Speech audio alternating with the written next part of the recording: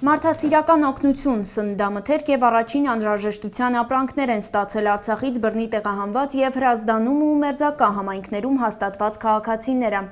Նախաձեռնությունը, որը նոր չէ, իրականացրել է Եվրասիա միջազգային կազմակերպությունը ռուսական մարդասիրական առաքելության հետ համատեղ եւ Россотрудничествоյի աջակցությամբ։ Сегодня здесь будет проводиться выдача наборов, которые предназначены для обеспечения первоочередных нужд семей, которые пока попали в сложную жизненную ситуацию. Прежде всего мы концентрируем свои усилия для того, чтобы выдать продуктовые и продуктово-гигиенические наборы для многодетных семей, для семей, где проживают инвалиды первой группы, для тех семей, которые лишились кормильцев в результате вооруженного конфликта,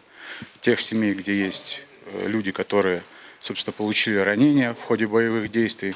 а также семей с малолетними детьми и одиноких пенсионеров. Շուրջ 400 ընտանիք արդեն ստացել է մարդասիրական օգնություն։ Կամավորների թիմի ղեկավարի խոսքով այս նախաձեռնության արժեքը միայն փաթեթների մեջ չէ, այն մարդկանց տալիս է նաև ուշադրություն, հոգատարություն ու ջերմ վերաբերմունք։ Մենք գուցե օգնությունը շատ մեծ դեր ունի, շատ մեծ կարևորություն ունի, նախ շատ մեծ Եվ ցավալի իրավիճակ է, երբ որ հասկանում ես, որ քաղաքացիները իրոք ունեն այս հումանիտար օգնության կարիքը,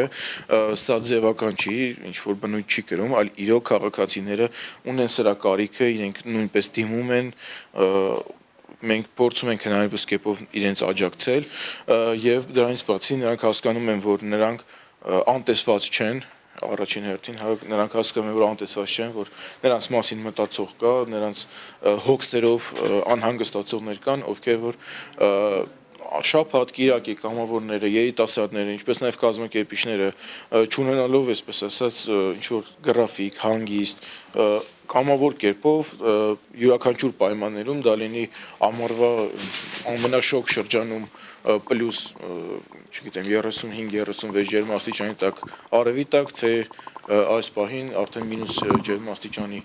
արկայությամբ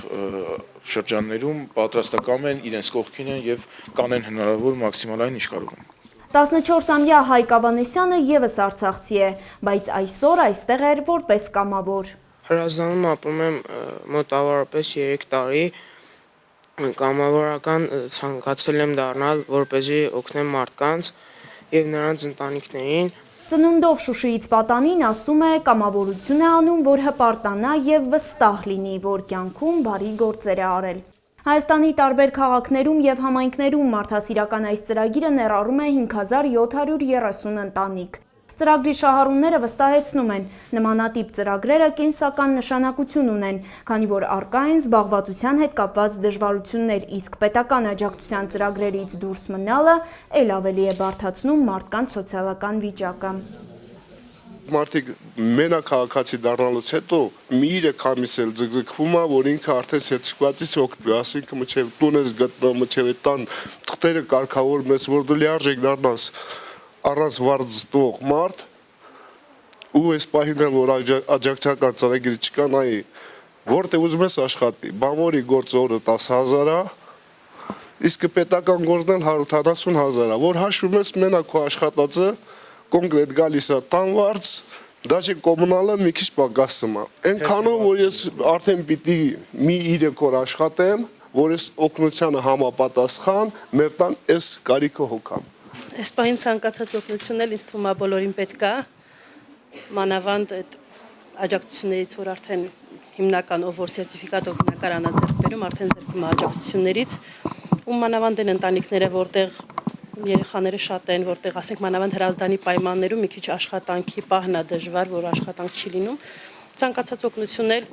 պետք է լինում։ Ծրագիրն այս փուլով չի ավարտվում։ Մարդասիրական աջակցություն կբաժանվի Հայաստանի այլ համայնքներում եւս, համաձայն նախաձեռնության հեղինակների այն համայնքներում, որտեղ առավել անհրաժեշտ է։